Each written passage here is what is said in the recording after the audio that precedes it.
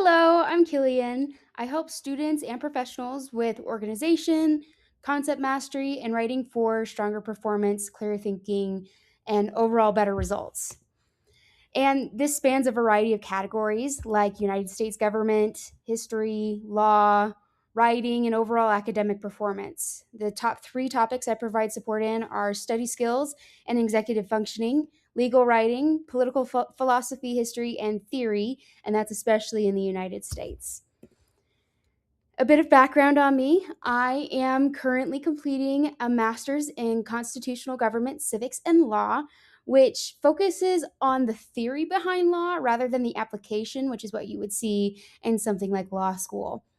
During my undergraduate, I also got a certificate in legal studies, which is roughly equal to paralegal level training. And I was a teaching assistant during my undergrad where I did quite a bit of one on one concept and writing mastery work with a large group of students from across the world. I went to school in Hawaii where people from literally across the world came to study.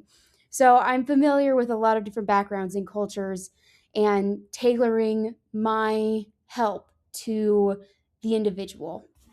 Currently, I'm a substitute teacher, and quite a bit of my time is spent doing one on one work with students in special education.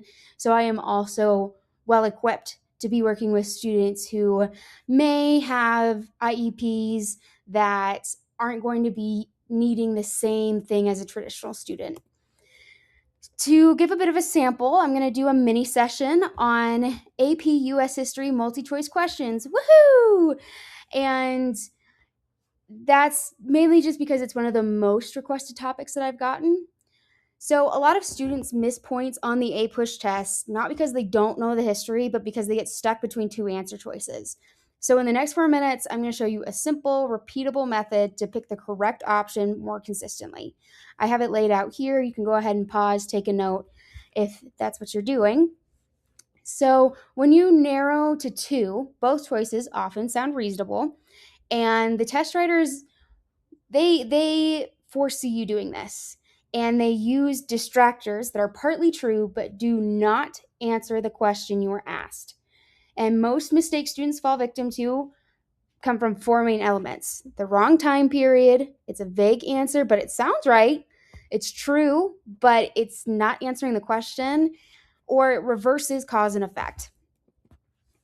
So here's the method. It's a 4-step method. Step 1, identify the task word. 2, anchor the time period. 3, predict before you look. And then 4, you want to test each finalist. So first, we want to find the task word. What is the question asking us to do? I want you, if you are following along or you're working on some multi-choice questions, to, when you're at step 1, cover your answer choices. Okay? We just want to see, are they asking cause, effect? Are they comparing something? What are they asking? And then we want to anchor it into a time period. What decade? What era? Is this before or after a specific turning point?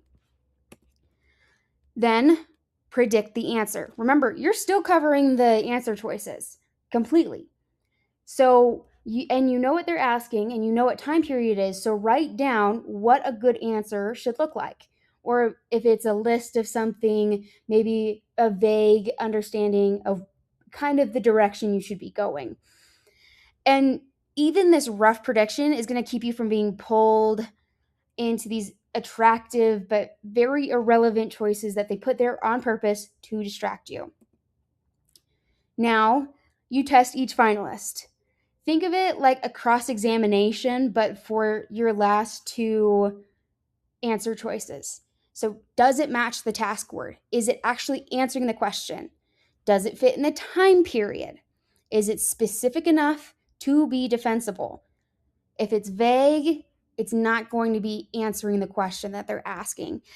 And is it a true statement that actually answers the question, or is it answering a different one? So, because this is just a quick example, we'll look at only two answer choices and evaluate which one is the correct one. If you want to schedule a session, we can go over one with 4 answer choices or even 5. But right now, just to make it easier, to apply the method, we'll cover up our 2 answer choices. And right off the bat, I get this information. Late 1800s. Okay, I know what years I'm thinking about. And the task is going to ask us what the purpose is. So most directly aimed to indicates to me that that's what they're looking for is purpose. And we think, okay, late 1800s, purpose, Native Americans, this is post-Civil War, during westward expansion. Okay, there's reservation policy and boarding schools, Dawes Act. Oh, okay, so that's going to kind of get the wheels turning. Before I write down my prediction, I want to underline these key points, right? Late 1800s, mostly directly aimed to, okay, what's the purpose? So now we've identified that information and we're going to write a prediction for what the answer ought to be. Because we thought about that, okay, Native Americans in the late 1800s, oh, what did they want them to do? They wanted them to assimilate. So my prediction is something to do with assimilation. Okay, we understand what the question is asking us, about what era, and we know what the answer should look like. So now we can look at the answer choices. So we're going to test A, okay? Preserve tribal sovereignty through treaties. Okay, so it is answering the question, purpose. It is kind of in the right time period, but is that the main goal of 1800s federal policy? Absolutely not. Okay, so that's not it, especially since we have assimilation as our prediction. Okay, now we're going to compare it to B. Oh, assimilate, keyword, Native Americans into Euro-American culture. Okay, so that's going to tell us our answer is B. So that's kind of a very rushed sample of the kind of lesson that I will prepare for you. I tailor it per student. And my approach looks a little bit like this. I want to start with a goal. I will ask almost every one of my students, what does success in this pursuit look like to you? And then we're going to identify the barriers that you need to overcome in order to determine how you're going to reach success. We want to create a plan, because you want a goal that's specific, measurable, attainable,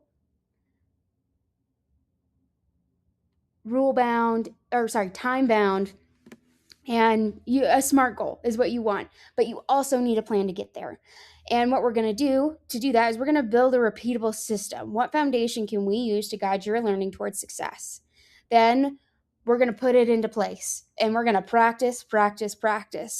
And thankfully, one of the nice things about tutoring is that you get that immediate targeted feedback, and it helps you to have someone who's consciously thinking about what mistakes it is that you may be making, because you're from your perspective and I'm from mine. And I may be able to see something that you don't. And we'll also talk about accountability and follow through. How can we set you up in favor of success? It may be creating an assignment chart. It may be creating something that you put on your wall. It really depends on the person. I very much am someone that will tailor my sessions to the student. I want to be able to do the best that I can to help you. So, what's next? You want to book me? Okay, so maybe you can send me a prompt or objective, maybe some assignments, exam, topic list, syllabus, class materials. You can send me some of your current work, any requirements in there, maybe some deadlines, schedule restraints, and your top pain point. Now, you don't have to send me any of this information if you don't want, and you can go ahead and just book me. Maybe just message me, ask about if you want a particular slot, or you can go ahead and look at my instant book sessions that I have available on my profile. Okay? All right? Does that sound great? I am so excited to meet you, and I hope that I can help you pursue your goals and your vision of success. Thanks. Bye.